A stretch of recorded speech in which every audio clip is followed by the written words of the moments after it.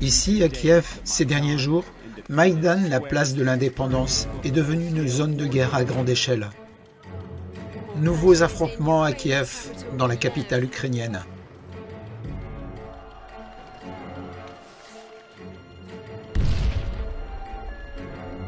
Il ne fait absolument aucun doute que des tireurs d'élite travaillent ici. J'ai compté 10 corps. Même aujourd'hui, nous ne savons pas qui a tiré sur ces gens. C'est ça le problème. Maintenant, au bord de la guerre civile, au moins 70 morts à ce jour, et le nombre de morts augmente. Ces techniques, je le répète, aucun pays n'en est à l'abri. Ce que nous avons vu aujourd'hui était une révolution. Vive l'Ukraine! Vous voulez savoir ce qui se passe en Ukraine? Nous avons dépensé plus de 5 milliards de dollars pour aider l'Ukraine.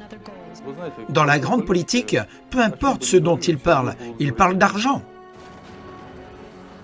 L'OTAN s'est élargie de 13 pays, jusqu'aux frontières de la Russie. 13 pays. Il faut éviter que cette crise ne se transforme en une guerre chaude entre l'Ukraine et la Russie.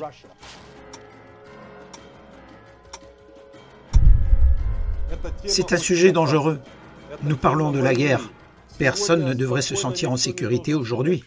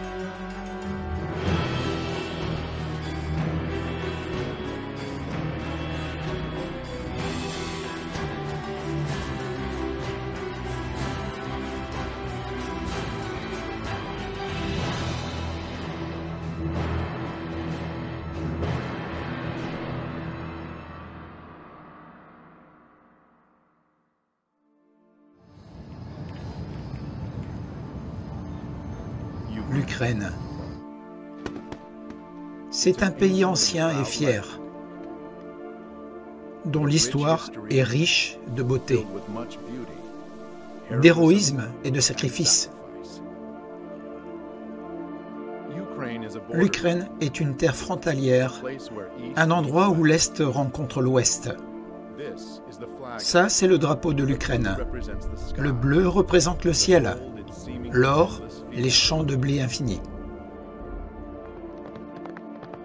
L'Ukraine est un prix que beaucoup ont convoité, et beaucoup de sang a été versé pour l'obtenir.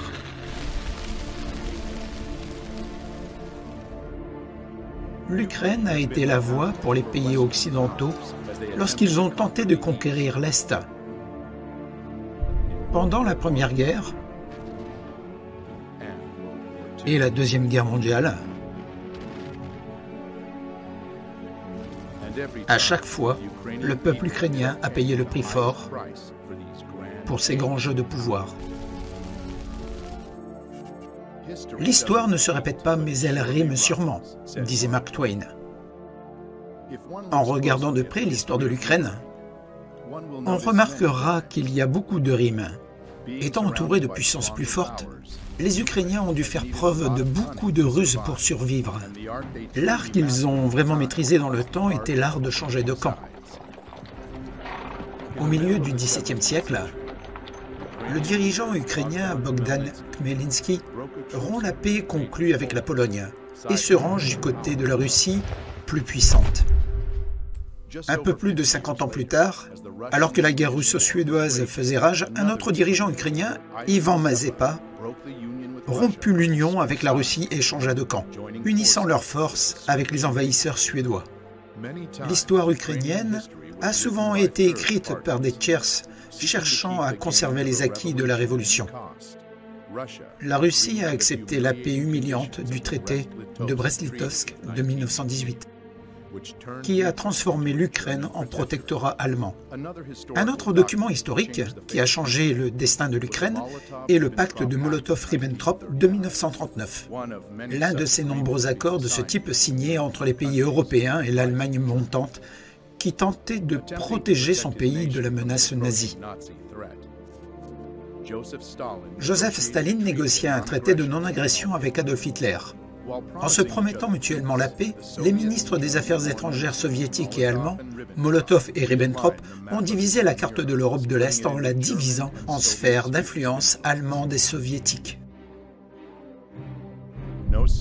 Dès la signature du pacte Molotov-Ribbentrop, la Pologne est divisée. En septembre 1939, l'Est de la Pologne est devenu l'Ouest de l'Ukraine et une partie de la famille des républiques soviétiques et de l'URSS.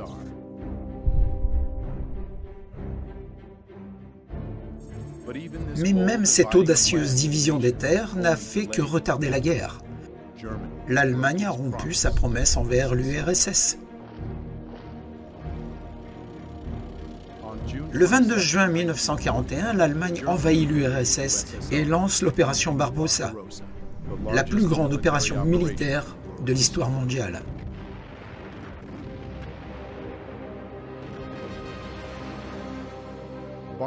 Barbarossa visait Saint-Pétersbourg, Moscou, Kiev et l'Ukraine, trois destinations d'importance majeure. L'Ukraine, avec ses riches terres et ressources, était une ressource industrielle et économique importante pour l'URSS. La couper de l'Union soviétique aurait été un grand succès. Pour la plupart des habitants de l'Union soviétique, la Seconde Guerre mondiale consistait à combattre les envahisseurs de leur pays. Mais ce n'était pas si simple pour l'Ukraine. La vérité est que l'Ukraine n'a jamais été un seul pays. Quand la Seconde Guerre mondiale a commencé, une grande partie de l'ouest de l'Ukraine accueille les soldats allemands en tant que libérateurs des forces du régime soviétique et collabore ouvertement avec les Allemands. La véritable ampleur de cette collaboration n'a été dénoncée qu'après de nombreuses décennies après la guerre. Mais nous savons maintenant que des divisions entières et des bataillons ont été formés, tels que les SS Galiciens, Nachingall et Roland. Au début de la guerre, plus de 80 000 personnes de la région de Galicie se sont portées volontaires pour les SS Galiciens, connus par la suite pour leur extrême cruauté envers les Polonais, les Juifs et les Russes sur le territoire ukrainien. Les membres de ces groupes militaires provenaient principalement d'organisations de nationalistes ukrainiens, l'UN, fondée en 1929. Cette organisation avait pour objectif ultime une Ukraine ethniquement pure et considérait la terreur comme une mesure acceptable pour parvenir à ses fins. Son drapeau officiel était noir et rouge, terre et sang. Il restera dans l'histoire de l'Ukraine longtemps après que l'UN aura cessé d'exister. Au début de 1940, l'organisation des nationalistes ukrainiens a son propre chef, Stefan Bandera, fortement antisémite et anticommuniste. Il a proclamé une Ukraine libre en 1941. Ses alliés allemands ont trouvé un tel acte inacceptable et ils l'ont mis en prison pendant presque toute la Deuxième Guerre mondiale. Ne participant pas lui-même en personne, Bandera a toujours réussi à diffuser son idéologie avec succès. De nombreux historiens indépendants affirment que la milice de l'UN a exterminé entre 150 et 200 000 juifs sur le territoire ukrainien occupé par les Allemands à la fin de 1941.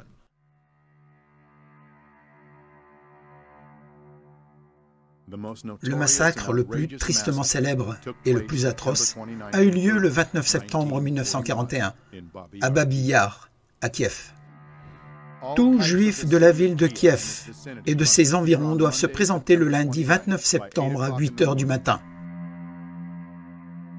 avec des documents, de l'argent et des objets de valeur, ainsi que des vêtements, du linge, etc. Les Juifs qui ne suivront pas ces ordres et qui sont trouvés ailleurs seront fusillés. 33 771 Juifs ont été tués par les nazis et la milice ukrainienne. Un autre massacre atroce a été perpétré par l'armée des rebelles ukrainiens et l'UN. C'est arrivé sur le territoire de la Volhynie polonaise occupée par les Allemands et la Galicie orientale entre 1943 et 1944. Ce génocide des Polonais a été mené par Mykola Lebed. 35 à 60 000 personnes en Volhynie et 25 à 40 000 personnes en Galicie orientale ont été victimes de cette opération massive de nettoyage ethnique. Sentant les pertes inévitables des troupes allemandes, l'organisation nationaliste ukrainienne trahit son ancien allié et commence à combattre les forces allemandes et les forces soviétiques. En janvier 1943, l'armée de l'URSS commence à repousser les troupes allemandes, libérant les territoires ukrainiens les uns après les autres. L'ouest de l'Ukraine a été la région la plus longtemps détenue par les Allemands et a finalement été libérée en octobre 1944. Les gangs de Bandera ont poursuivi leur guérilla contre les soviets, menant des attaques sanglantes contre des villes et des villages ukrainiens, laissant le chaos et des victimes parmi les civils. Cette guerre a duré jusqu'au milieu des années 1950, quand les derniers collaborateurs ont été éliminés ou ont fui le pays. Le 7 mai 1945, l'Allemagne capitule sans condition. L'Ukraine reste une partie de l'URSS.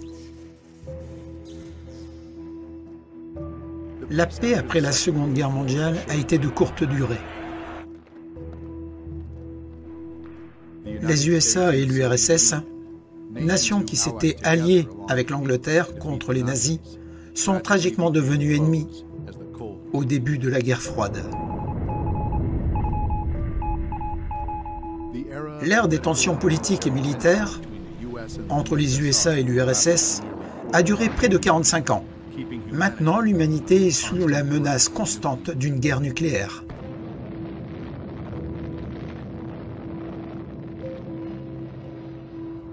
Dans cette bataille, les États-Unis n'ont jamais perdu de vue l'importance de l'Ukraine.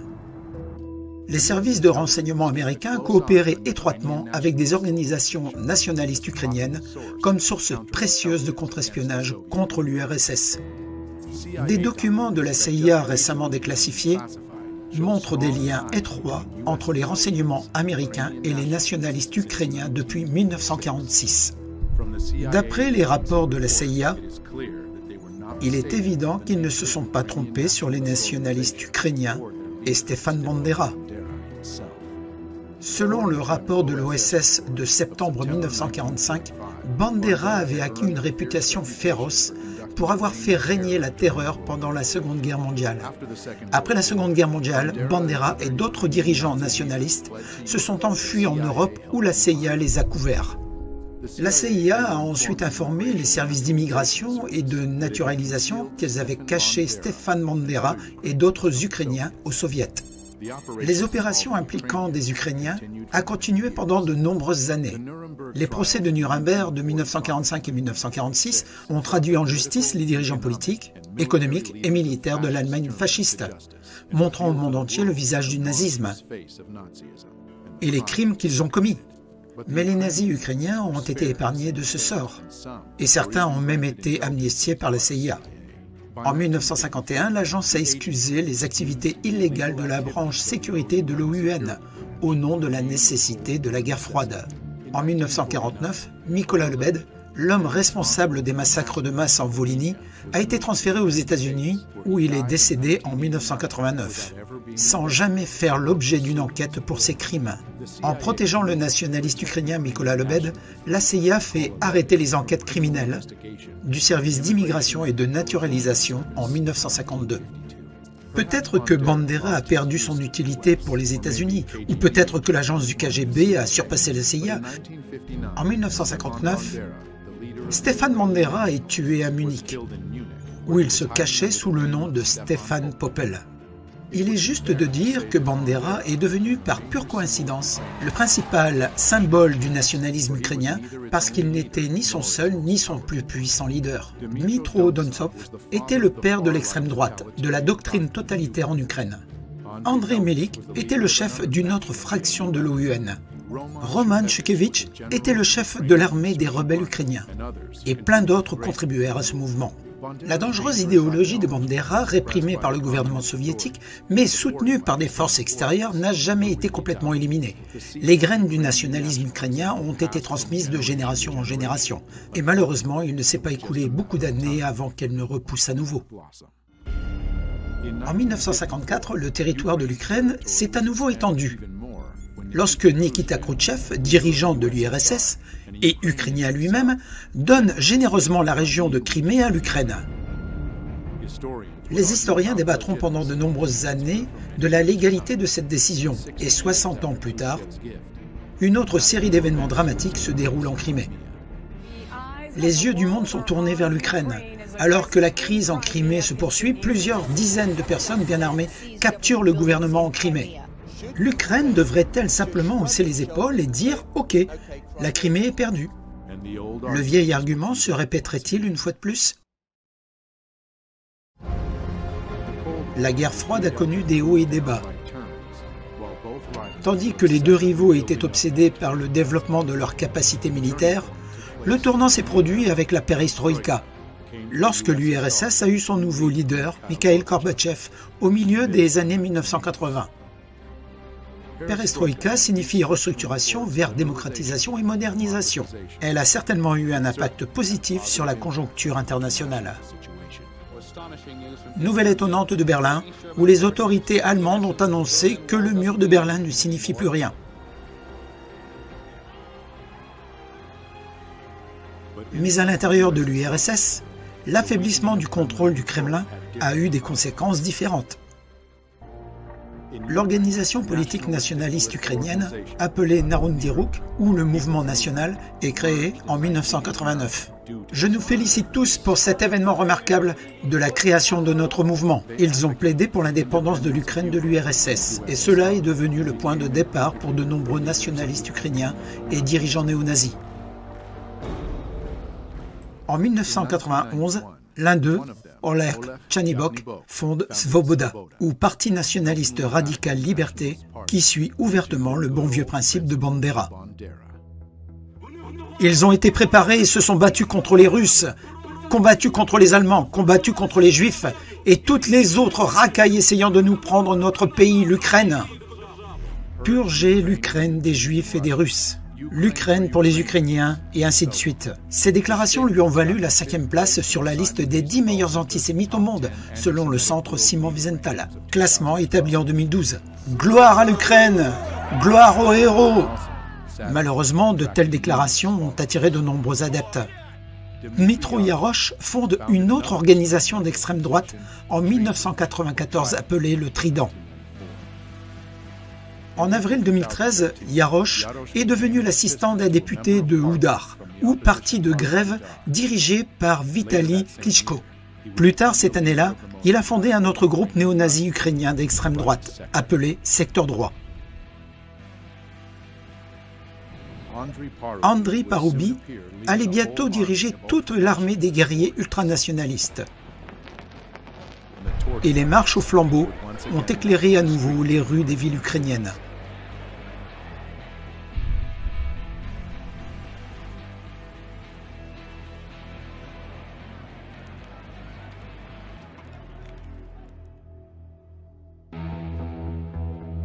Le monde change radicalement en août 1991, lorsque l'URSS cesse de facto d'exister. Et de fait, de nombreuses nouvelles formations politiques apparaissent sur la carte du monde. L'Ukraine est l'un d'entre eux. Pour la première fois dans l'histoire moderne, elle était véritablement indépendante et autonome.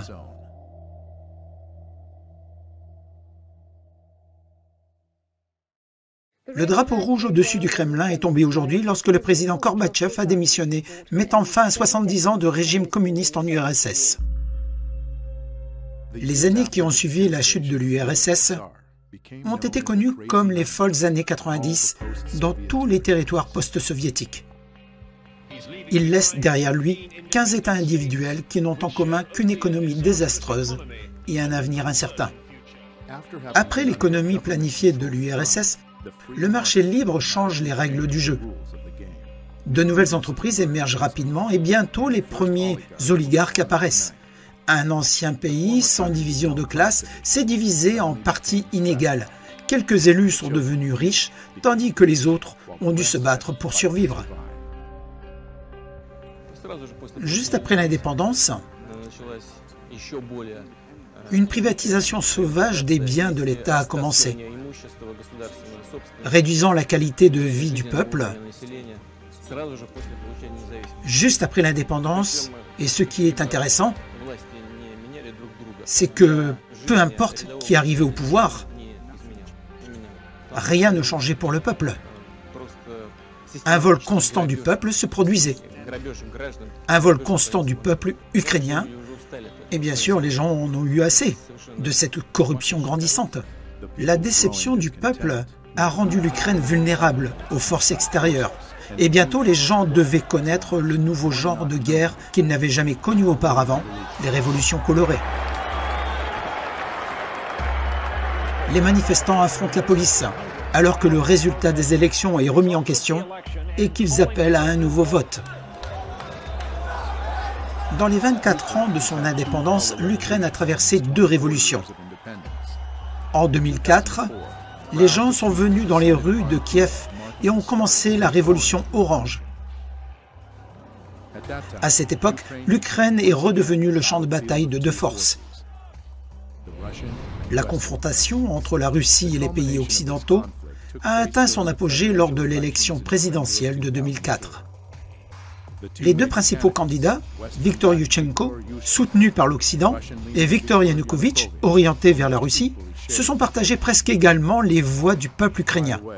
D'ailleurs, il n'est pas exagéré de qualifier Viktor Yushchenko d'être soutenu par l'Occident. Sa femme, Katrina Yushchenko, est un ancien fonctionnaire du département d'État américain et a travaillé à la Maison-Blanche sous l'administration de Reagan.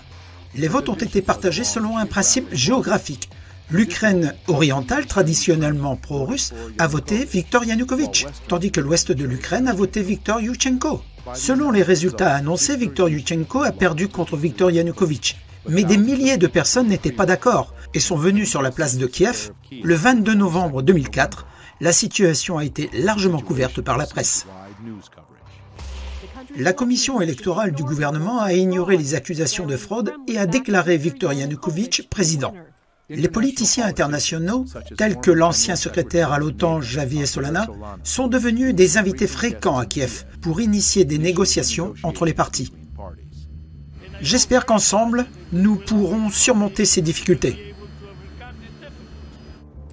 Les résultats des négociations n'étaient souvent atteints que sur le papier.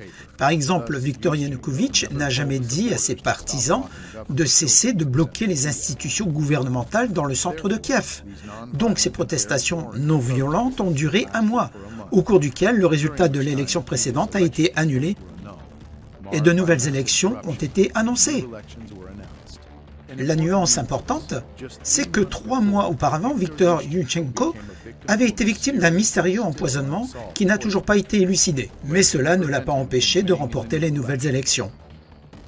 Comme nous le verrons bientôt, il y avait bien plus que la volonté du peuple dans cette victoire. Cette révolution pacifique et ses dirigeants ont été chaleureusement accueillis par la communauté internationale. Mais l'euphorie n'a pas duré longtemps. Le gouvernement de Viktor Yushchenko a échoué les réformes et a perdu sa chance d'instaurer la démocratie.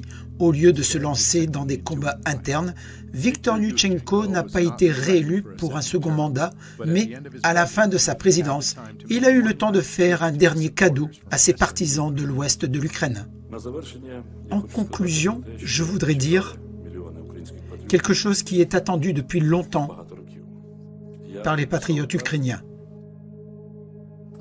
J'ai signé un décret pour l'esprit ininterrompu et défendre l'idée de lutter pour l'Ukraine indépendante. Je déclare Stefan Bandera, héros national de l'Ukraine. Gloire à l'Ukraine. Le statut de héros de Stefan Bandera a été de courte durée. En 2010, Viktor Yanukovych a été élu président et cette fois, la communauté internationale n'avait aucun doute sur la légitimité des élections. En janvier 2011, Viktor Yanukovych a abrogé le titre de héros de Bandera. Et après presque 4 ans de sa présidence, une nouvelle révolution secoua l'Ukraine. Mais malheureusement, celle-ci était tout sauf pacifique.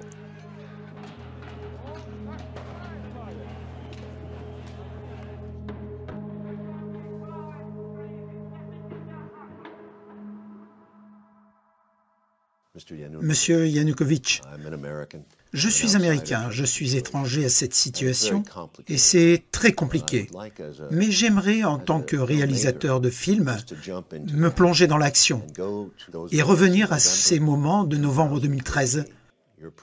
Vous êtes président de l'Ukraine depuis 3 ans. À ce moment-là, le pays est en mauvaise posture économique.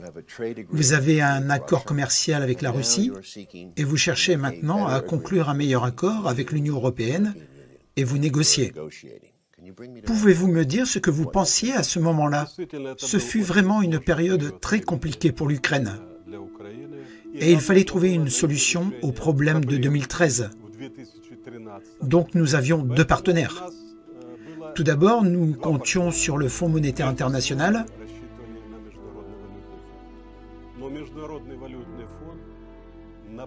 Mais pendant toute l'année des négociations, le FMI nous a proposé des solutions inacceptables.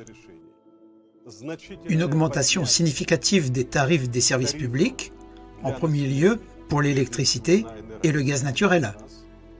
Cela signifierait beaucoup plus de dépenses pour la population, alors que ses revenus resteraient au même niveau. Nous n'étions pas d'accord avec ça. Nous avons proposé d'autres solutions, mais nous avons reçu un refus officiel du FMI en novembre 2013. L'autre option était la Russie. Nous sommes prêts à travailler avec vous en tant que partenaire, si vous prenez nos intérêts en considération. Parce que l'économie de la Russie et de l'Ukraine ont été établies comme une seule et même entité, des relations économiques absolument uniques sont nées. Le marché russe était complètement ouvert aux produits ukrainiens. Et notre frontière douanière avec l'Ukraine est complètement ouverte. Cela signifiait donc que l'Union européenne pouvait entrer sur notre marché avec ses produits sans aucune négociation.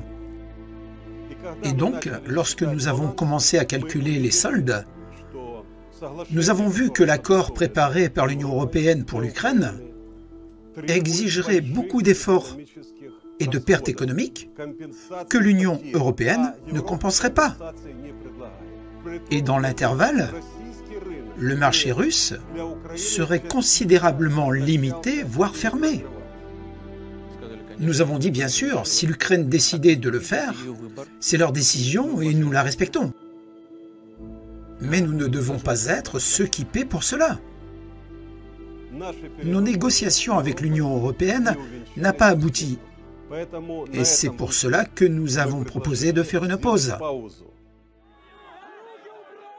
Des affrontements violents se produisent à Kiev, où environ 100 000 personnes sont descendues dans les rues pour protester contre la décision du gouvernement de retarder la signature de l'accord d'association avec l'Union européenne. Vitali, vous étiez ministre de l'Intérieur de l'Ukraine à cette époque. Donc, en fait, vous étiez le chef de la police ukrainienne.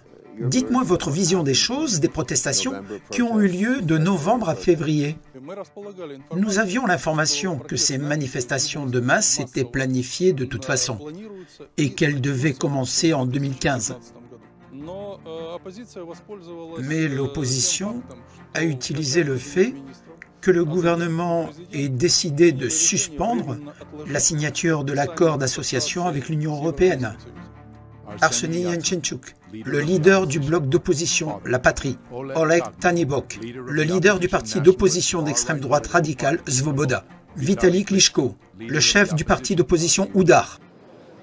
Jeudi, les dirigeants de l'Union européenne et de l'Ukraine ont déclaré que les négociations sur l'accord d'association pourraient reprendre après les consultations de 2 jours. Mais l'accord d'association n'est plus sur la table. On attendait plus de vous. Vous voulez m'entendre ?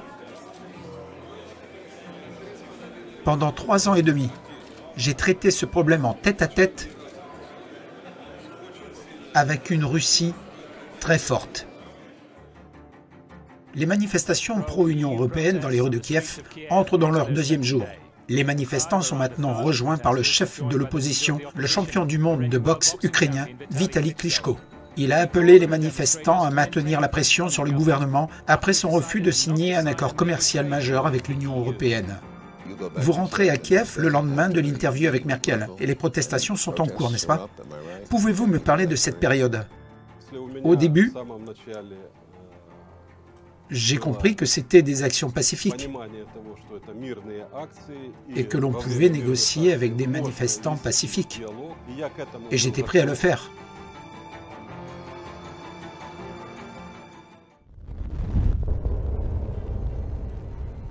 En ce qui concerne les manifestations de novembre à février, il faut tenir compte de la dynamique de leur développement qui s'est produite auparavant en Ukraine. De nombreuses organisations publiques sont financées par l'étranger et un grand nombre de journalistes reçoivent des subventions étrangères. Robert Parry est un journaliste d'investigation travaillant à Washington, D.C., connu pour avoir révélé l'affaire Irano-Contra dans les années 1980. Il est l'un des fondateurs de consortiumnews.com et a réalisé de nombreux reportages sur la crise en Ukraine et ce qui se cache derrière. Une ONG est une organisation non gouvernementale et de nombreuses ONG sont tout à fait légitimes et travaillent à de bonnes fins, en essayant d'aider les gens, en résolvant les problèmes médicaux et d'eau. Mais il y a des ONG qui sont financées par les services du gouvernement et servent davantage l'objectif de ce gouvernement plutôt que d'essayer de servir les gens avec qui ils sont censés travailler. Une chose que nous avons vue dans les années 80, à ce moment-là, la CIA avait été largement discréditée à cause des scandales qui ont été révélés dans les années 70. Pendant 15 ans, la CIA a secrètement financé les activités et les associations d'étudiants nationaux à l'étranger. Mais il est apparu qu'il existait un vaste réseau de pénétration de la CIA. Ainsi, lorsque l'administration Reagan est entrée en fonction, il y avait un concept selon lequel, au lieu d'avoir la CIA, qui allait traditionnellement dans ces pays, pour financer leurs médias, leurs ONG et différentes opérations politiques, ce concept a été essentiellement transmis à une nouvelle organisation, appelée Fondation nationale pour la démocratie, créée en 1983, qui faisait à peu près ce que faisait la CIA. Pénétrer dans les pays, soutenir différents groupes politiques, préparant des activités, des journalistes, des groupes d'affaires, et faire valoir les intérêts de la politique étrangère des États-Unis, parfois contre les intérêts du gouvernement du pays d'accueil.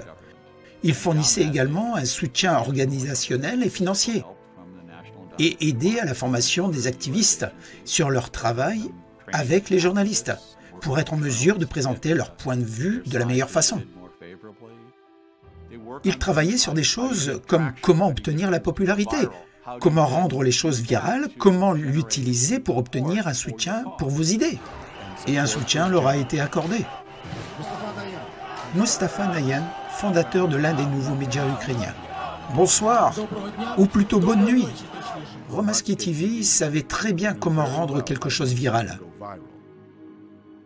C'est son célèbre message sur Facebook le 21 novembre 2013 qui a conduit la première foule à Maïdan. J'ai fait ce post juste pour vérifier s'il y avait des personnes volontaires ou si nous étions juste en train de discuter. Si vous ne lisez pas le journal, vous êtes mal informé. Si vous lisez le journal, vous êtes mal informé. Pour être entendu dans ce monde moderne, de médias et de réseaux sociaux, il faut les embrasser tous. Alors que les événements inquiétants de l'Euromaïdan ont commencé le 21 novembre 2013, 3 nouvelles chaînes de télévision ont vu le jour. Et ils ont gagné immédiatement une grande popularité. Spilno TV, le 21 novembre 2013. Romansky TV, le 22 novembre 2013. Espresso TV, le 24 novembre 2013. Diffusant directement les manifestations de l'opposition, ces chaînes de télé sont devenues virales, soutenant ouvertement les manifestations et encourageant de plus en plus de personnes à venir à Maïdan. Les premières actions de masse ont commencé le 21 novembre 2013. Il s'agissait d'abord d'actions pacifiques. Beaucoup de différents types de personnes venaient. Jeunes et vieux, certains d'entre eux amenaient des enfants.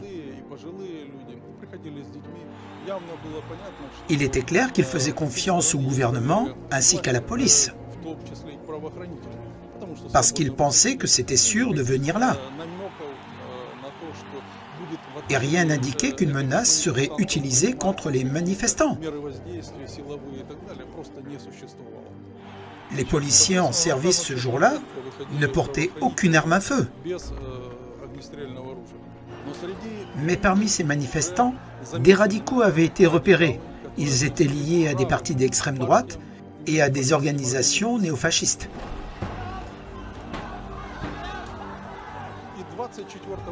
C'est donc le 24 novembre qu'ils ont mené la première action agressive.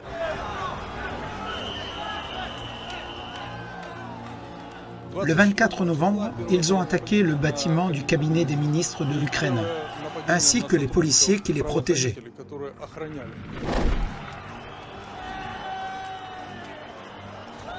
La deuxième attaque contre les agents des services de sécurité ukrainiens a eu lieu le 25 novembre. Et puis, il y a eu les événements notoires du 30 novembre. Le 30 novembre 2013 est devenu le premier tournant du Maïdan. Bien que les événements de cette nuit-là aient été largement couverts par la presse, la vérité sur ce qui s'est exactement passé est encore incertaine. Je vais vous dire comment j'ai personnellement vécu ces événements. J'ai reçu un appel de Popov, le chef de l'administration de Kiev, qui m'a dit qu'il aimerait commencer à installer l'équipement pour le sapin de Noël sur la place. Je lui ai expliqué qu'il n'y avait aucun moyen qu'il puisse faire cela tant qu'il y avait des gens sur le Maïdan. À environ 1 heure du matin, quand les gens ont commencé à quitter la place, j'ai eu une conversation avec le chef du service de sécurité ukrainien.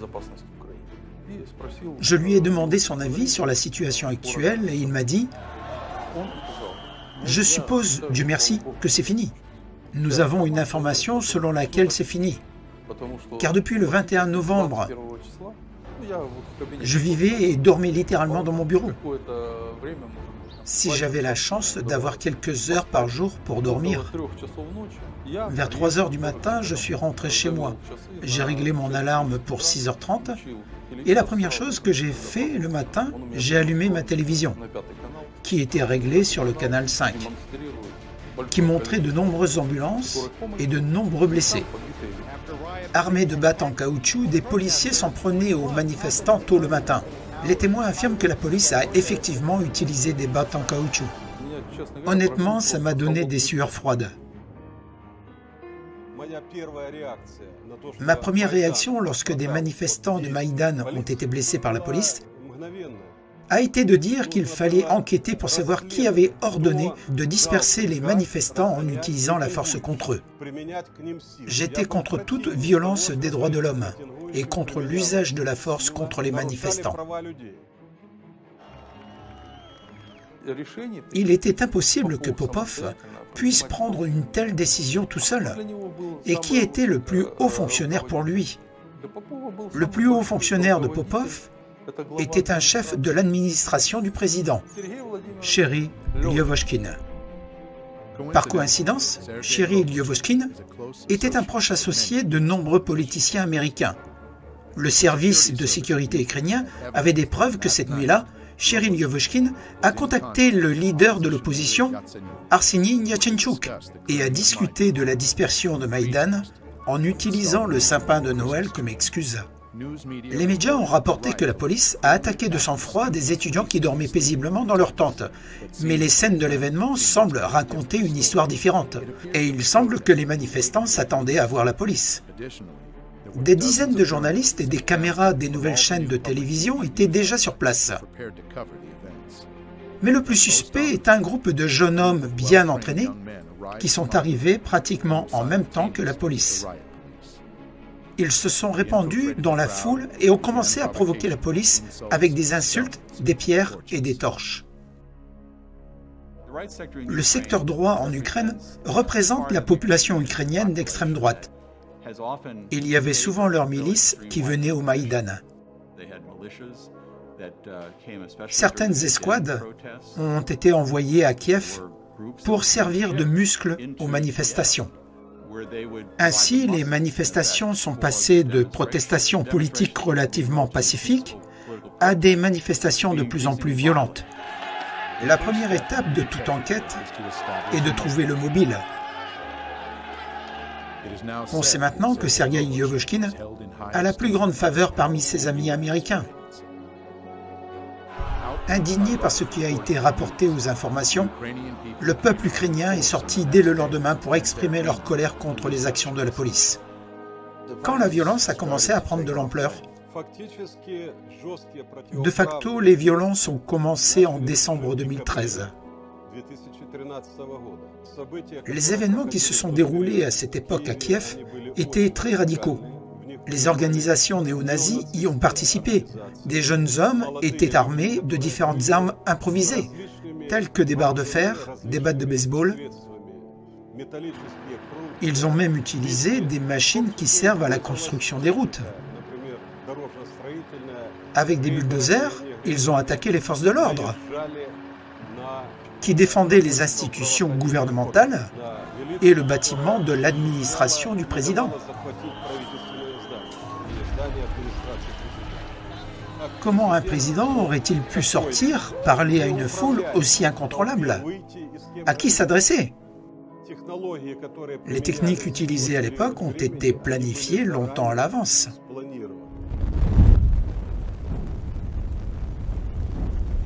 Aussi voilées et masquées que puissent être les révolutions colorées, un observateur attentif peut voir un motif subtil révélant leur véritable nature.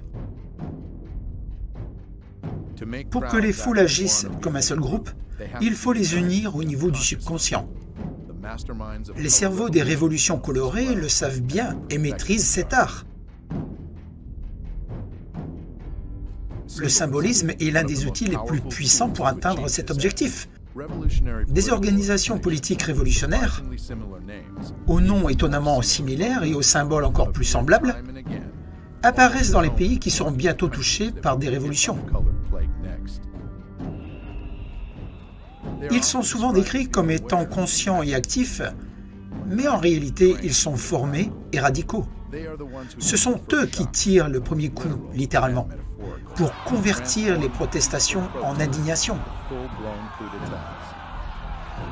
Leurs empreintes digitales peuvent être trouvées partout sur les cartes des révolutions de couleur.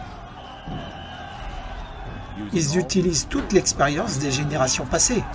Des outils simples mais efficaces, comme le chant, font un excellent travail. Ensemble, nous sommes forts. Bien connus pour exciter la foule et créer une identité de groupe, ils dépersonnalisent les individus et créent un groupe facilement manipulable. Qui ne saute pas est un Russki. Qui ne saute pas est un Russki. Merci les amis. Gloire à l'Ukraine.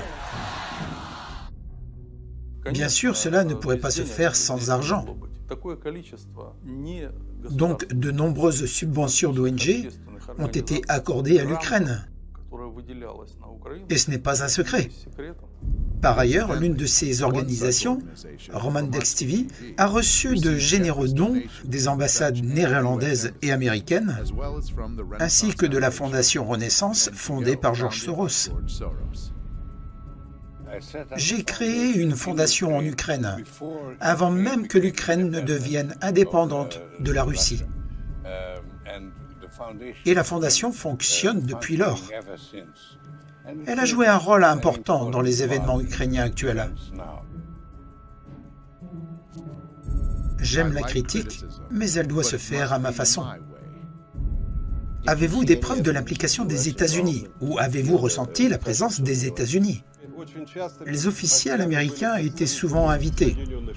Il y avait des membres du Congrès. Victoria Nuland venait très souvent. Nous discutions avec elle, mais après ces discussions, elle se rendait sur Maïdan pour soutenir les manifestants et accuser la police de faire usage de la force. En fait, nous avons vu tous ces messages sur Maïdan. Nous viendrons ici, sur cette place, pour célébrer avec vous et l'Ukraine qui font front avec l'Union européenne et les États-Unis. Des membres du Congrès visitaient l'Ukraine. L'un des plus connus était le sénateur John McCain. Le haut fonctionnaire américain, la personne qui s'était présentée à la présidence, parlait aux gens qui agissaient contre leur gouvernement démocratiquement élu en leur disant que les États-Unis étaient avec eux. Je suis le sénateur John McCain et c'est toujours un plaisir de revenir ici en Ukraine. Le sénateur McCain donnait aux gens le sentiment d'être soutenus par le pays le plus puissant de la planète. Il ne s'agit pas de l'avenir que vous souhaitez pour votre pays, mais de l'avenir que vous méritez. De nombreuses délégations venaient et je leur ai dit que, premièrement, qu'ils n'auraient pas dû mentir. Ils n'auraient pas dû prendre le parti des manifestants et protéger uniquement leurs droits pour créer et aggraver le conflit. Dites-moi si les manifestants sont autorisés à s'emparer des bâtiments gouvernementaux dans n'importe quel autre pays. Est-ce qu'un ambassadeur ukrainien pourrait-il venir voir les manifestants à Ferguson et distribuer des cookies ou des tartes et accuser la police des États-Unis?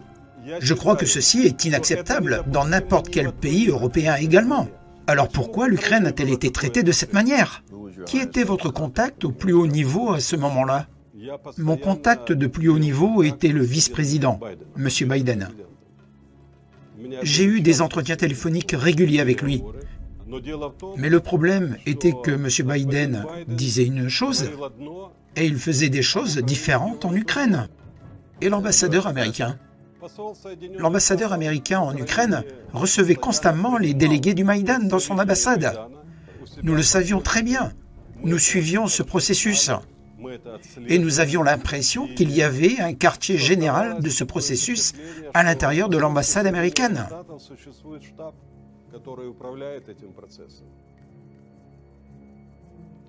Début février 2014, lorsque la crise de Maïdan devenait de plus en plus violente, un appel téléphonique a été intercepté entre la secrétaire d'État adjointe pour l'Europe, Victoria Nuland, et l'ambassadeur américain en Ukraine, Geoffrey Piat. Il convient de s'interroger sur la crédibilité des Ukrainiens après la publication en ligne d'une conversation privée du principal ambassadeur américain. Je pense que Yats est le gars qui a l'expérience économique, l'expérience du gouvernement. Ce dont il a besoin, c'est de Klitsch et de Tchanibok à l'extérieur. Je pense juste que Klitsch va entrer. Il va jouer pour Yantsenyuk. Ça ne marchera tout simplement pas. Oui, non, je pense que c'est bon. D'accord. Bien, voulez-vous que nous organisions un appel avec lui comme prochaine étape? Sullivan est revenu vers moi en me disant que vous aviez besoin de Biden. Et j'ai dit probablement demain, pour obtenir les détails pour que Biden soit prêt. Vous avez donc eu un appel téléphonique remarquable au cours duquel 2 hauts fonctionnaires du gouvernement américain ont ouvertement parlé de coup d'État et la façon dont ils prévoient de restructurer le gouvernement ukrainien. J'emmerde l'Union européenne. Non, exactement. Je ne dis pas que tout le gouvernement américain est comme ça. Il y a une division. Mais pour les néoconservateurs, il est très important de changer la dynamique en Europe de l'Est. Ils sont très intelligents. Les néoconservateurs sont très compétents en matière de propagande. Ils connaissent bien tous les points d'appui du peuple américain. Ils ont eu cette expérience quand ils ont fait la même chose en Amérique centrale dans les années 80. Les forces terrestres sandinistes sont maintenant armées d'artillerie russe. Ils appliquent la même stratégie depuis qu'ils sont très dévoués à la réalisation de leur objectif. Ils veulent toujours se débarrasser de certains gouvernements. Ils veulent un changement de régime en Syrie, en Iran. Ils sont très habiles dans ce domaine. Ils ont beaucoup d'alliés dans les médias et le gouvernement. Et cela signifie qu'ils ont beaucoup d'influence sur la création du récit. Je pense qu'en Amérique, ces jours-ci, nous nous sommes en quelque sorte vendus à nous-mêmes, qu'il y a beaucoup de façons de traiter ce problème autrement que par la force. Vladimir Poutine se soucie du pouvoir dur. Les néoconservateurs diabolisent maintenant le leader du pays qui se vend au peuple américain. Donc vous ne vous contentez pas d'argumenter sur la politique, vous attaquez le leader. Les néoconservateurs sont très habiles pour choisir les caractéristiques des leaders et les mettre en valeur. Pour Yanukovych, on peut dire que c'est un leader politique imposant, mais il a été transformé en diable. Il est complètement corrompu, maléfique, qui veut tuer les gens sur Maïdan, ces merveilleux manifestants innocents. De cette façon, nous avons maintenant le méchant et la victime, et puis vous continuez à répéter ce scénario de base, et ça marche avec le peuple américain. Vous devez comprendre qui est Vladimir Poutine. C'est un vieux du KGB qui veut restaurer l'Empire russe. Vous en faites des démons, et le peuple américain trouve que c'est de cette façon qu'il peut comprendre le monde. Une fois que cela se produit, les journalistes ou quelqu'un d'autre ont du mal à dire « Attendez, il n'y a pas de chapeau blanc ou de chapeau noir. Tout est très compliqué. » Et si vous dites cela, vous êtes instantanément catalogué comme un apologiste de Yanukovych ou de Poutine. Celui qui a osé dire cela est maintenant attaqué. Peu importe qui il est, un journaliste, un universitaire ou autre. Tout bon réalisateur vous dira que le tempo et le rythme sont les principaux instruments pour retenir l'attention du public. Les techniques utilisées à Maïdan nécessitaient de sacraliser les victimes. Cela faisait partie du scénario. On peut également parler de méthode de trahison. Lorsque les Alliés sont jetés dans la flamme révolutionnaire, l'idée est simple. Lorsque la préparation est faite, il suffit d'appuyer sur une gâchette pour mettre la chaîne en mouvement. L'assassinat de l'homme politique Rafik Hariri a déclenché la révolution du Cèdre. En regardant en arrière le mystérieux empoisonnement de Viktor Yushchenko, juste avant la révolution orange de 2004, nous voyons maintenant qu'il est devenu lui-même la victime sacrée. La plupart des analystes politiques s'accordent à dire que la compassion du peuple ukrainien a fait pencher la balance vers sa présidence.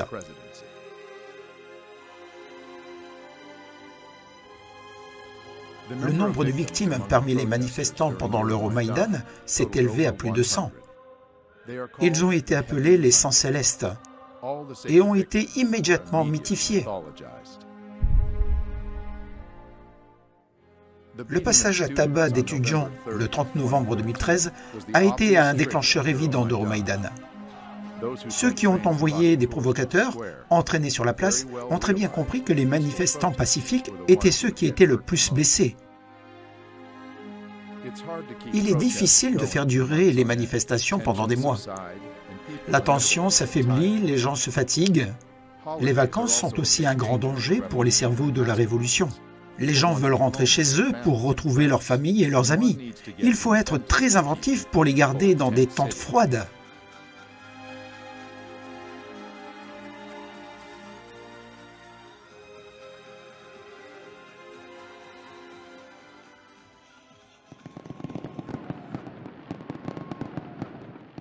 Le 25 décembre 2013, la journaliste Tetiana Chornovol a été choisie pour être un outil pour à nouveau enflammer Maïdan. La journaliste d'investigation Tetiana Chornovol, connue pour ses enquêtes sur la corruption au sein du gouvernement ukrainien, a été retrouvée battue près de Kiev à Noël. Ces actes héroïques ressemblent davantage à de petits délits, intrusion dans la résidence présidentielle, siège de l'administration de la ville de Kiev, effraction de la voiture du service de sécurité ukrainien. Il semble que Tetiana souhaitait faire la une des journaux plutôt que de les rapporter et gagner une popularité qui pourrait se transformer en vote pour son parti politique, la Patrie. Le passage à tabac de Tetiana Chornovol par des assaillants inconnus sur une route est devenu un véritable cadeau de Noël pour les médias. Malgré le fait qu'en seulement 3 jours, tous les suspects ont été arrêtés et ont avoué qu'il s'agissait d'un accident de la route, les médias mondiaux ont continué à insister sur le caractère politique de ce crime. Instantanément, Tetiana est devenue une martyre héroïque, fédérant les gens autour de son image. Le passage à tabac d'une journaliste au milieu de l'agitation politique a provoqué des protestations. L'Euromaïdan était une fois de plus au centre de l'attention. Et Tetiana, en moins de 2 mois, était déjà en assez bonne santé, assez pour attaquer le bureau du Parti des régions, le parti politique de Viktor Yanukovych. C'est l'endroit d'où viennent les gens qui m'ont battu. C'est le nid de ce gouvernement mafieux, criminel. Les escadrons de la mort sont aussi contrôlés ici.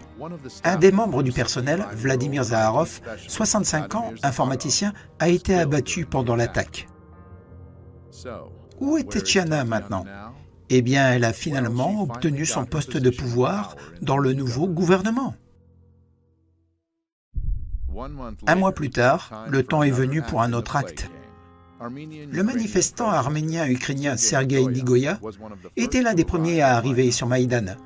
Il n'était ni radical ni violent, mais plutôt plein d'espoir pour un avenir meilleur. Regarder Sergueï lire le poème « Patriote », c'est comme regarder un casting pour le rôle de la victime sacrée. Continuez à vous battre, vous êtes sûr de gagner. Dieu est avec vous dans votre combat pour la gloire, et la liberté marche avec vous juste à vos côtés. Malheureusement, Sergueï a tenu son rôle, trahi par ses frères d'armes. La vidéo est devenue virale après que Sergueï ait été tué tôt le matin du 22 janvier 2014. Les circonstances de sa mort restent inconnues à ce jour, même si tous les événements ont été filmés en permanence. Il n'y avait pas d'enregistrement ou de témoins pour aider l'enquête, et son corps a été retiré immédiatement de la scène du crime. Sergueï est devenu le premier martyr d'Euromaïdan. Des officiers de police ont été désignés comme ses assassins. Presque 2 ans plus tard, l'enquête officielle n'a toujours pas abouti.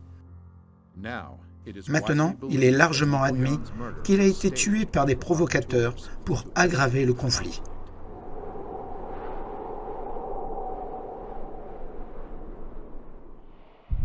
Dieu parle aux gens par le langage des signes. Le 26 janvier 2014, le pape François a prié pour l'Ukraine, en s'adressant à des milliers de personnes sur la place Saint-Pierre.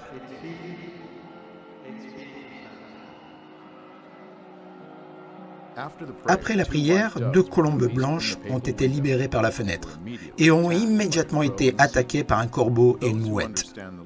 Ceux qui comprennent le symbolisme décryptent facilement cet événement comme si 2 grandes puissances, représentées par un corbeau et une mouette, allaient bientôt déchirer 2 nations slaves, les colombes blanches. Ce présage a donné de l'espoir au peuple ukrainien en affirmant que, par la volonté de Dieu, 2 colombes seraient sauvées. Mais il a également prédit de graves difficultés et de nombreuses victimes. Les événements qui ont fait de l'histoire des révolutions de couleur la plus massive en termes de sacrifices humains sont pourtant arrivés juste à temps, 1 mois plus tard. Au cours de ces dernières semaines, cette capitale européenne a été prise dans une violente révolte. Aujourd'hui est le jour le plus sanglant pour l'instant. Les manifestants avancent vers le district gouvernemental de la ville. Ils sont armés de cocktails Molotov.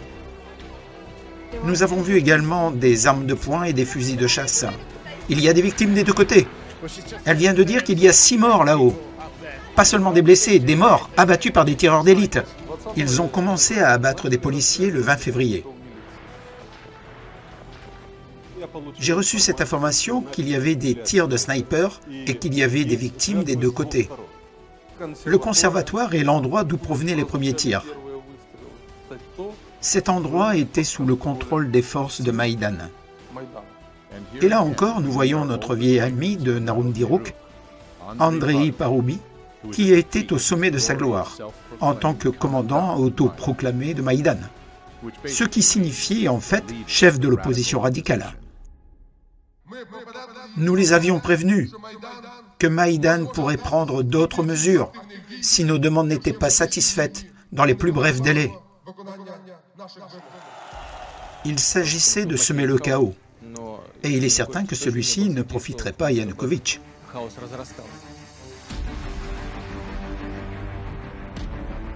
Vous pouvez voir ici des manifestants escortant une file d'officiers des forces spéciales.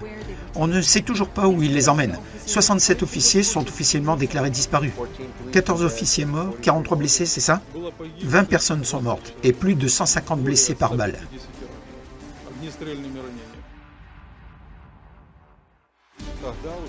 Puis il était clair, les 20 et 21 février, qu'un coup d'État militaire était en train de se produire. Le leader de l'opposition, Vitali Klitschko, a appelé ses partisans à rester vigilants. « Chacun d'entre vous doit rester fort », a-t-il dit, « car nous n'allons nulle part. » À la même époque, nous négocions avec l'opposition. Et très souvent, nous étions d'accord. Mais comme je l'ai découvert plus tard, ce n'était qu'un jeu. La partie radicale de l'opposition, qui n'a pas participé aux négociations, n'écoutait personne. Elle a juste fait son travail. Comme en 2004, lors de la Révolution orange, les dirigeants internationaux ont estimé qu'il était temps d'intervenir et de mettre les deux côtés à la négociation. 3 ministres européens des Affaires étrangères sont venus à Kiev. Laurent Fabius, Frank-Walter Steinmeier, Radoslav Sikorski. Ils ont participé à la réunion entre le président Yanukovych et l'opposition. Ils se sont mis d'accord sur le terme d'une élection présidentielle avant la date prévue et sur les moyens d'établir des relations entre le président et l'opposition. Le président ukrainien et les dirigeants de l'opposition se sont mis d'accord sur une trêve. Une trêve pour donner une chance de pourparler entre le président Yanukovych et l'opposition. Tout comme en 2004, l'opposition, ou du moins sa faction radicale, le secteur droit, dirigé par Dmytro Yarosh, n'avait pas l'intention de remplir sa part du marché. Les accords conclus ne répondent pas à nos exigences. Le secteur droit ne baissera pas les armes. Le secteur droit ne débloquera aucune des institutions gouvernementales tant que notre principale revendication ne sera pas satisfaite, la démission de Viktor Yanukovych. J'ai signé un tel document. Mais un peu plus tard, j'ai compris que, quel que soit le document que nous devions signer, le coup d'État était déjà planifié et il était inévitable. Donc, de facto, cela ne dépendait plus de nous. Si vous ne signez pas, vous aurez la loi martiale, l'armée, et vous mourrez tous. Les dirigeants de l'opposition ont déclaré qu'ils avaient trouvé un moyen de mettre fin à l'effusion de sang. Mais ils voulaient d'abord annoncer la conclusion des négociations. Et il est vite apparu que les manifestants n'étaient pas satisfaits. Donc le jour suivant, Viktor Yanukovych est parti visiter la deuxième plus grande ville d'Ukraine, Kharkov. Dès son départ, sa résidence et le gouvernement ont été saisis par des personnes armées. Comment vous appelez ça? Le fait que je sois parti à Kharkov en hélicoptère, les voitures d'escorte partaient séparément, mais personne ne le savait. Alors que les véhicules présidentiels roulaient, ils ont ouvert le feu sur eux. Nos services de renseignement avaient reçu des informations selon lesquelles il y avait des mercenaires et dont l'objectif n'était pas de capturer le président Yanukovych, mais de l'exécuter. J'ai donc demandé au président Poutine la permission de me rendre en Russie. Cette autorisation m'a été accordée et j'ai reçu de l'aide. Et le 24 février, je suis arrivé sur le territoire russe.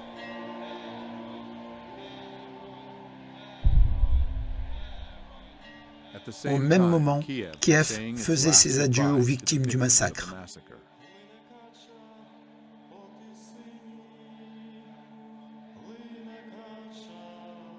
Et accueillait ceux qui étaient arrivés au pouvoir au prix de leur vie. Le Parlement ukrainien a voté en faveur de la nomination d'Alexander Turknov comme président par intérim. Il a appelé les législateurs à former un nouveau gouvernement d'ici mardi. Cet événement fait suite à la destitution du président Viktor Yanukovych samedi. Et puis ils ont destitué Yanukovych sans suivre la procédure constitutionnelle de destitution. La procédure de destitution n'a pas été respectée. La Cour constitutionnelle et la Cour suprême devaient être impliquées. Et cela n'a pas été fait, car au moins 3/4 des députés devaient voter au Parlement. Le Parlement ukrainien est composé de 450 députés. La Constitution de l'Ukraine exige qu'au moins une majorité des 3/4 de 338 députés vote en faveur. Mais seulement 328 députés ont voté oui. Mais cela ne représente pas les 3/4 des parlementaires. Le département d'État américain a immédiatement qualifié le nouveau gouvernement de légitime. Et cela faisait partie du scénario du coup d'État. De cette manière, ils ont éliminé la possibilité de relancer l'accord du 22 février qui pourrait ramener Viktor Yanukovych au pouvoir. Alors vous aviez l'Est de l'Ukraine qui résistait, la Crimée voulait se séparer et la situation est devenue incontrôlable le dimanche. Le peuple devait décider s'il voulait quitter l'Ukraine ou rejoindre la Russie. La campagne avec le slogan « Ensemble avec la Russie » est menée par Moscou. La situation du référendum en Crimée se produisait également à ce moment-là. Le référendum en Crimée a été initié par le peuple de Crimée. C'était une autre façon de répondre aux représentants de Maïdan s'ils voulaient reproduire un autre Maïdan en Crimée. Ce n'est pas un secret de dire que la population de Crimée a toujours été pro-russe. Les autorités de Crimée, en accord avec la population, ont pleinement soutenu la décision de Viktor Yanukovych de retarder la signature de l'accord commercial de 2013 avec l'Union européenne. À l'intérieur, les liens sont bien plus profonds avec la Russie.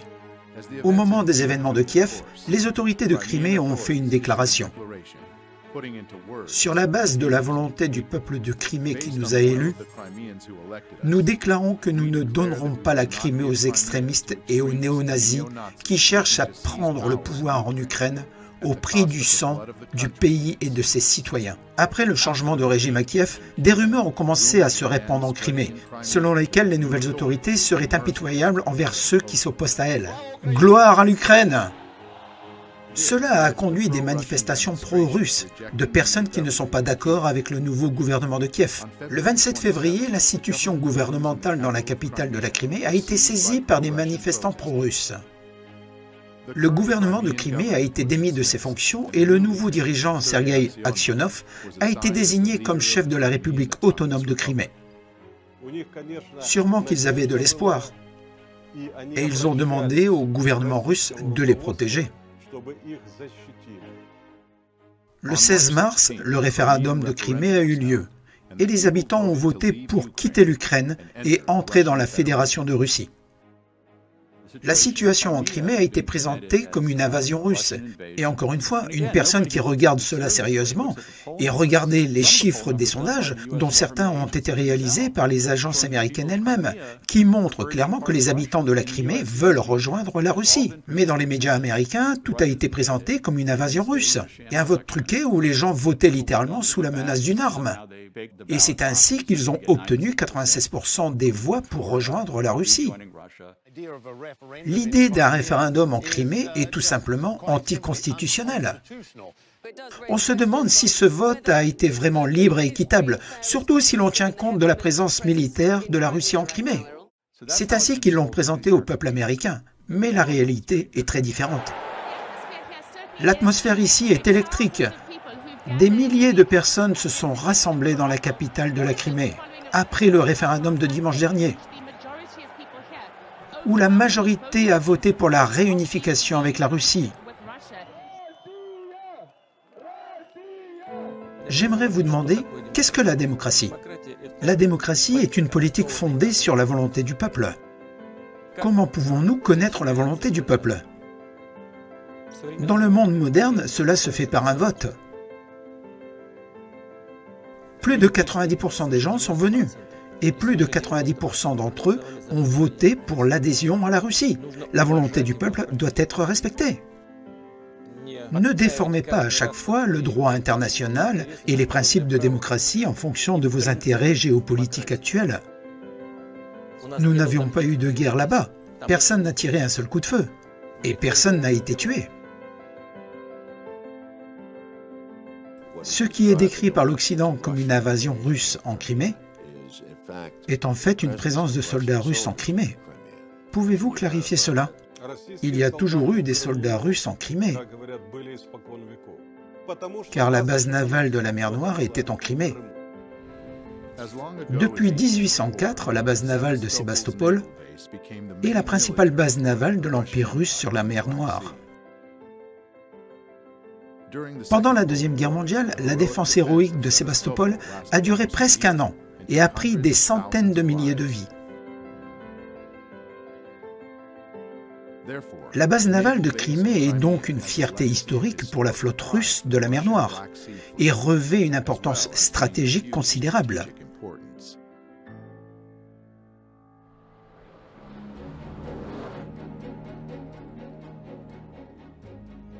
Ceux d'entre nous qui vivaient à l'époque se souviennent des missiles soviétiques installés à Cuba, à quel point les Américains étaient effrayés et à quel point nous étions en colère et comment nous avons failli nous engager dans une confrontation nucléaire, car ces armes puissantes étaient proches des États-Unis. Les États-Unis considéraient Cuba comme étant dans leur arrière-cour, alors que la Crimée est simplement aux portes de la Russie. Quelles seraient les conséquences si les États-Unis ou l'OTAN capturaient cette base navale? Il pourrait y avoir de graves conséquences, parce que la base en elle-même ne signifie rien. Mais il y a une nuance que j'aimerais souligner. Pourquoi pensez-vous que nous réagissons autant à l'expansion de l'OTAN? Nous sommes concernés par le processus décisionnel. Je sais comment les décisions sont prises. Dès qu'un pays devient membre de l'OTAN, il ne peut pas résister à la pression des États-Unis. Car qui est le leader de l'OTAN? Les États-Unis. Tout peut apparaître très facilement. Système de défense antimissile, nouvelle base, nouveau système offensif si nécessaire. Que devons-nous faire? Nous sommes obligés d'avoir des contre-mesures. C'est-à-dire de mettre ces objets qui nous menacent dans la ligne de mire de nos systèmes de missiles. Et la situation devient tendue. Si nous sommes attaqués, nous répondrons certainement. Parfois, je ne comprends pas toujours la logique de nos partenaires. Parfois, on dirait qu'ils ont besoin d'un ennemi extérieur à tenir en laisse. Et ils établissent leur propre discipline, ainsi appelée bloc d'Europe occidentale. Et malgré les inquiétudes, l'Iran n'est pas à la hauteur. Je suis préoccupé par l'expansion de l'OTAN, qui s'est étendue à 13 pays, jusqu'aux frontières de la Russie. 13 pays. C'est un sujet très dangereux. C'est un sujet de guerre entre la Russie et les États-Unis. C'est de la pure folie.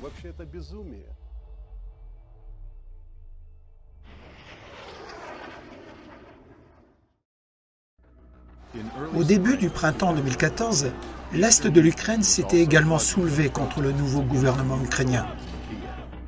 La population de cette région proche de la Russie, tant sur le plan culturel que géographique, craignait que le gouvernement ultra-droite nouvellement formé ne provoque la montée du nationalisme et elle avait de bonnes raisons de s'inquiéter.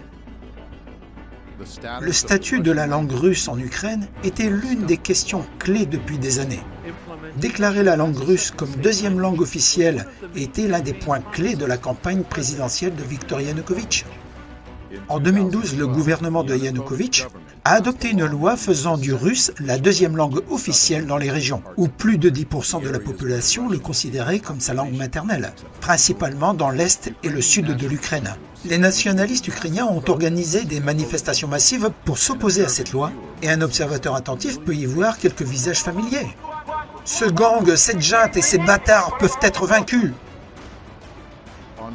Le 23 février 2014, le lendemain du changement de régime, le nouveau gouvernement a voté l'annulation du statut officiel de la langue russe. Même le président par intérim, Alexander Turkhinov, a opposé son veto à cet acte. C'était un message puissant.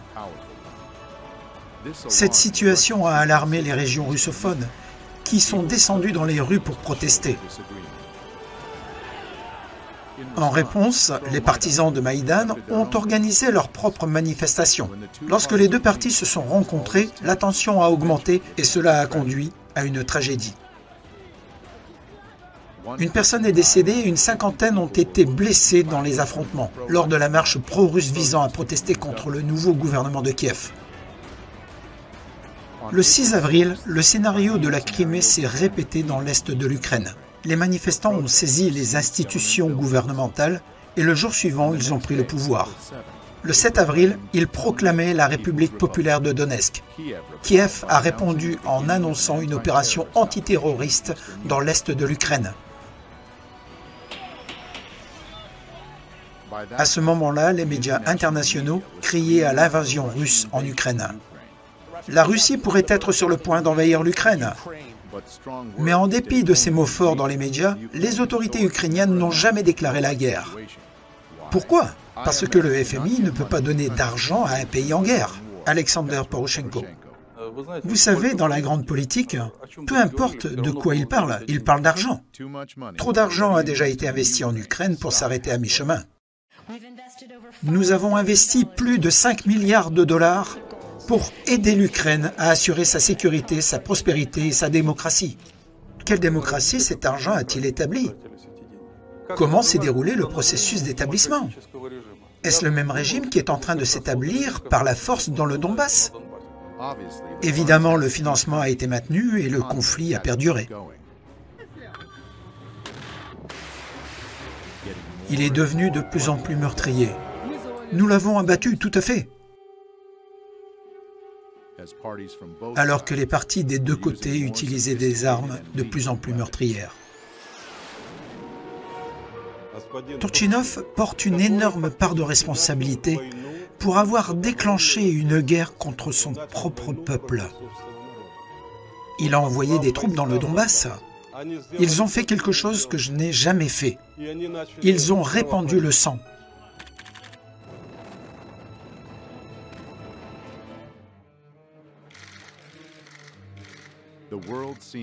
Le monde semblait trop occupé à saluer la nouvelle démocratie à Kiev pour remarquer ce qui se passait alors qu'elle étendait ses ailes à tout le pays.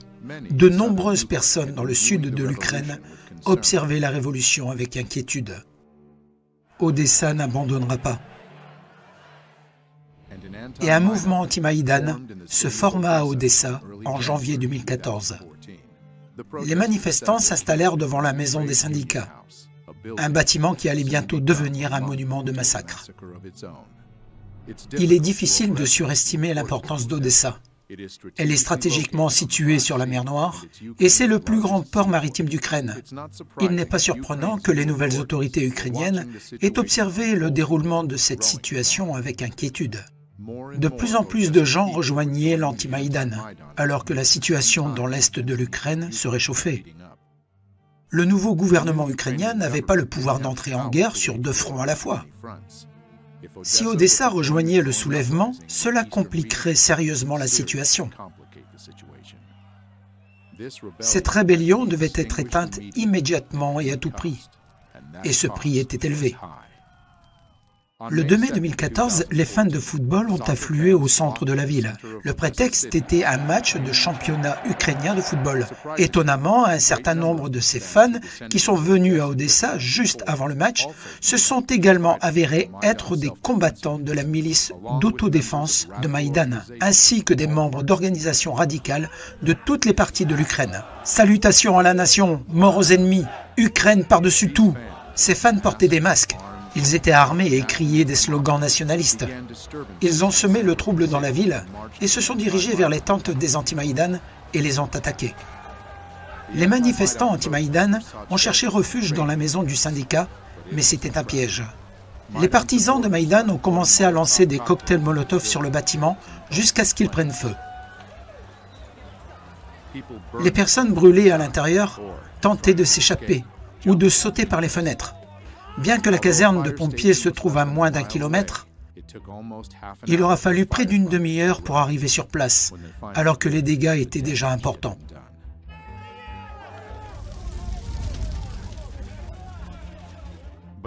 Mais voici un fait intéressant. Quelques jours avant la tragédie, un messager de Maïdan, Andrei Poroubi, s'est rendu à Odessa. Coïncidence intéressante, certaines des personnes qu'il a rencontrées étaient considérées comme des participants actifs le jour fatidique.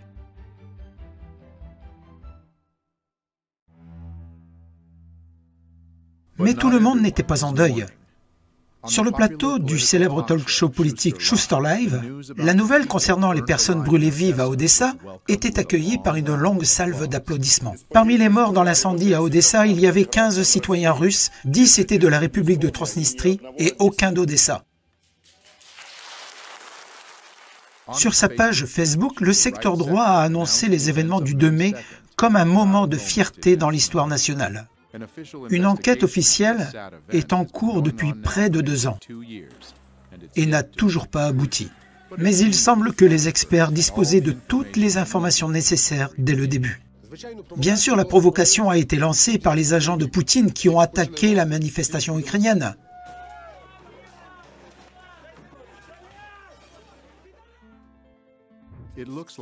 La grande importance d'Odessa se traduit par le fait que le 30 mai 2015, elle a été honorée par un nouveau gouverneur très spécial. Mikhail Saakashvili, un vieil ami des États-Unis, né et élevé dans le pays voisin de l'Ukraine, la Géorgie.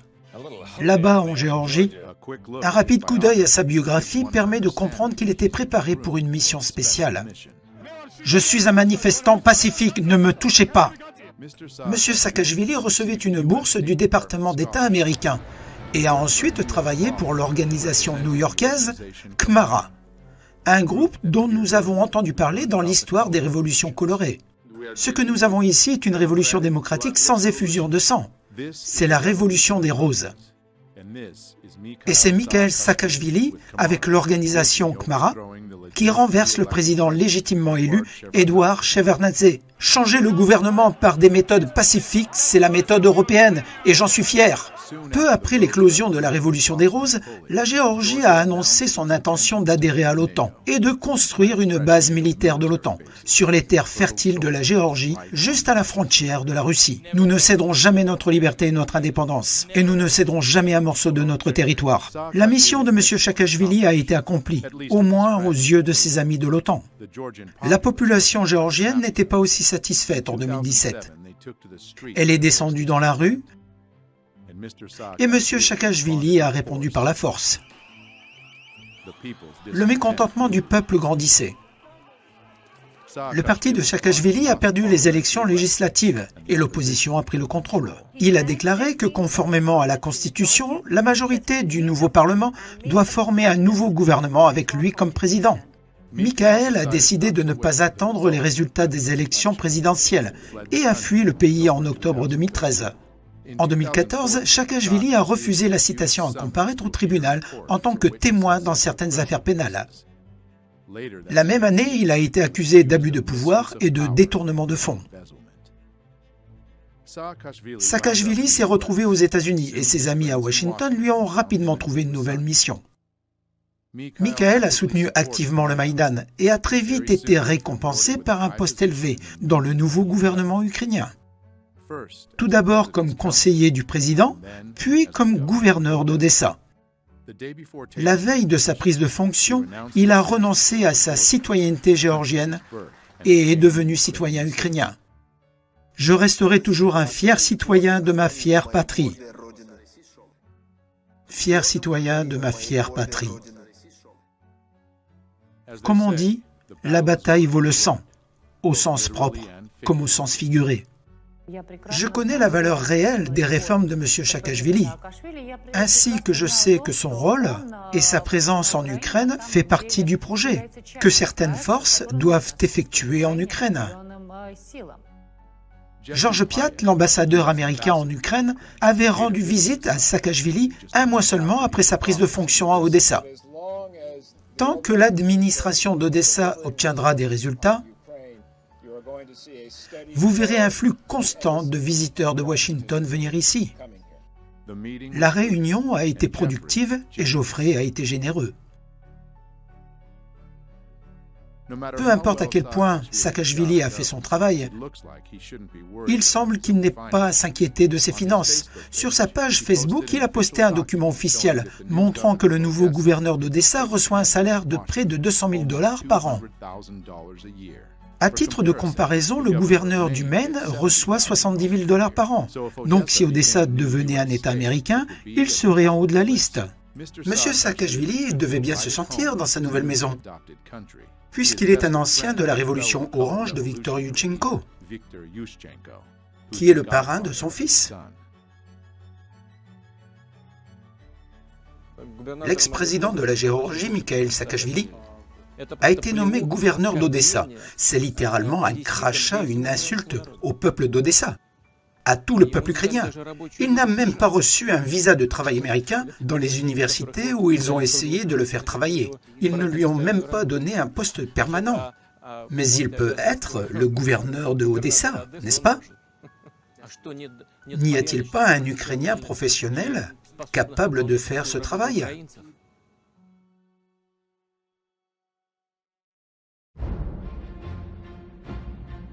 Une guerre, une fois lancée, ne choisit pas ses victimes. Nous apprenons à l'instant que Malaysia Airlines a perdu le contact avec l'un de ses avions. L'avion a en effet été abattu par un missile alors qu'il survolait l'Ukraine près de la frontière russe. Les 298 personnes qui étaient à bord sont mortes. Aucun survivant n'a été retrouvé. C'était un meurtre, un crime. Il y a eu des choses bizarres dans l'enquête. De la nonchalance à propos de la recherche des réponses. Il y a eu un rapport très limité 2 mois après l'événement.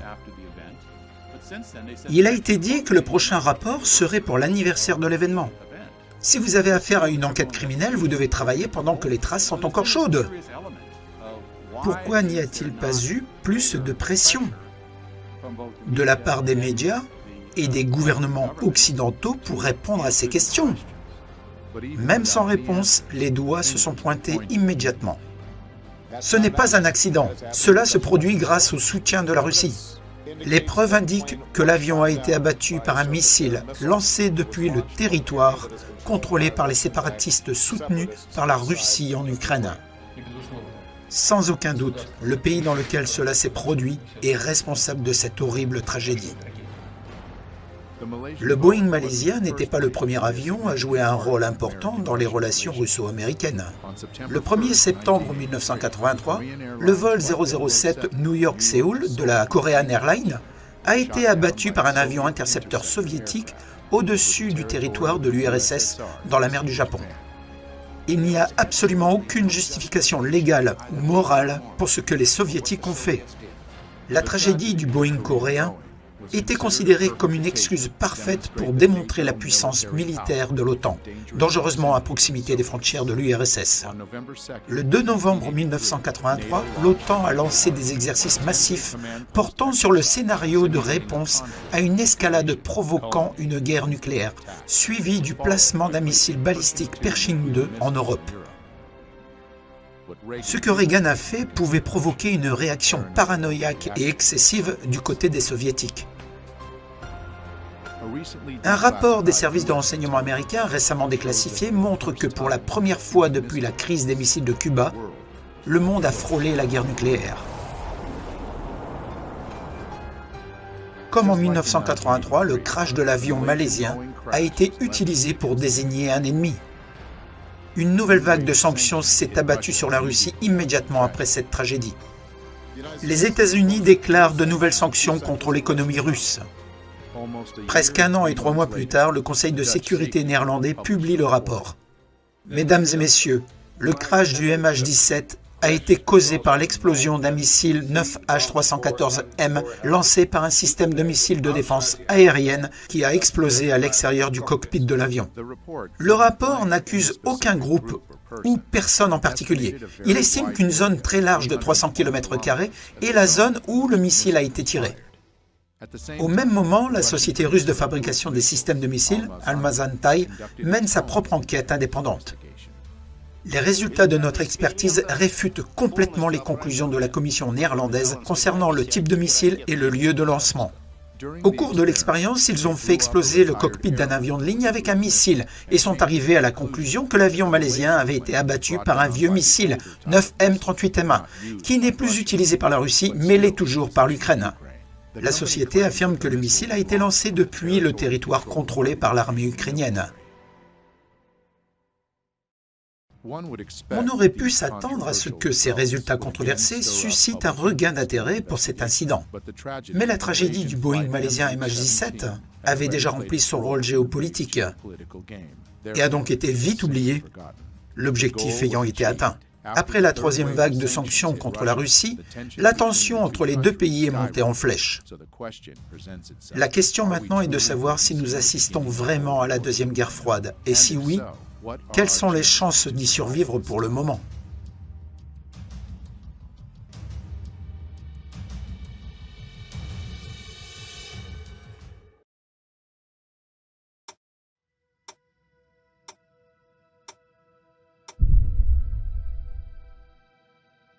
En 1947, le Bulletin des scientifiques atomiques a lancé le projet de l'horloge de l'apocalypse. Il représente un compte à rebours vers l'anéantissement nucléaire mondial. En 1953, au plus fort de la guerre froide, il était presque minuit, alors que les superpuissances créaient des arsenaux nucléaires massifs. C'est l'histoire de l'expansion constante des programmes nucléaires. Alors que le monde commençait à prendre conscience du danger insensé de la guerre nucléaire et à prendre des mesures pour contrôler la course aux armements, la situation s'est sans cesse améliorée. En 1991, l'horloge n'a jamais été aussi loin, à 17 minutes de minuit. Cette période d'espoir a été de courte durée, car le monde devenait de plus en plus instable. En 2015, le bulletin des scientifiques atomiques a déplacé l'horloge à 3 minutes avant minuit. Aujourd'hui, les changements climatiques incertains, la modernisation des armes nucléaires et les énormes arsenaux constituent des menaces extraordinaires et indéniables pour l'existence de l'humanité. Les États-Unis et la Russie ont lancé des programmes massifs de modernisation des armes nucléaires qui violent les accords existants sur la réduction du potentiel nucléaire.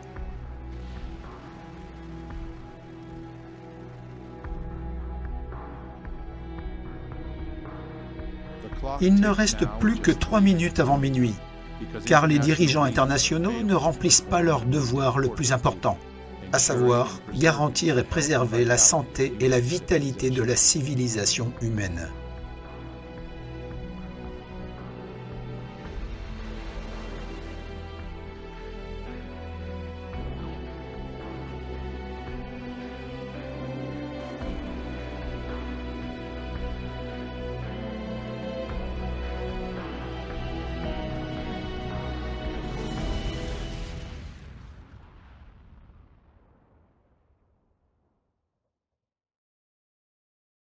Le patriotisme, c'est soutenir votre pays tout le temps et votre gouvernement quand il le mérite.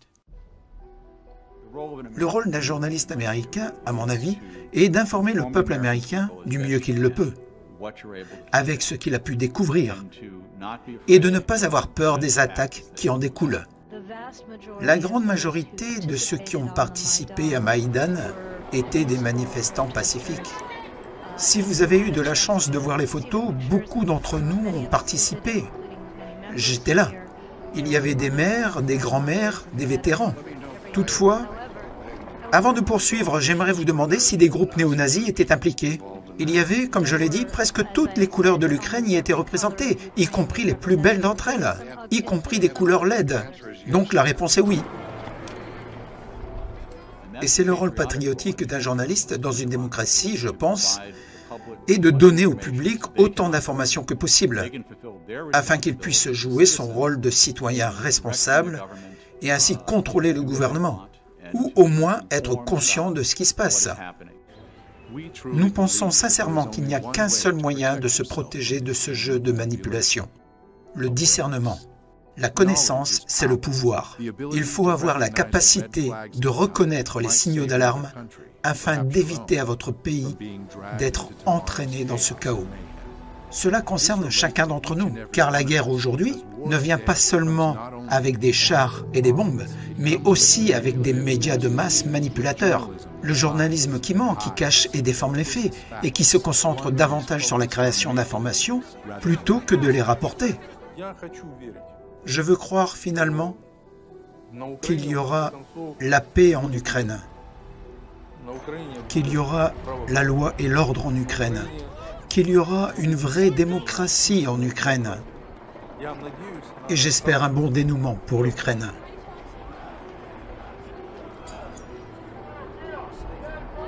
Je prie pour que le peuple ukrainien se réunisse, pour que toute la haine qui existe maintenant disparaisse. Et je prie pour que la paix revienne en Ukraine.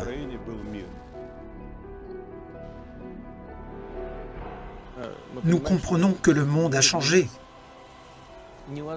Vous ne pouvez pas rester figé dans un état de guerre froide.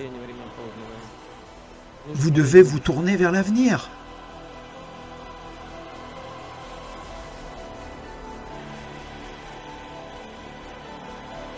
À plusieurs reprises dans notre film, nous avons montré la spirale de l'histoire. Si nous répétons souvent nos erreurs, elles nous donnent aussi toujours une autre chance et de l'espoir.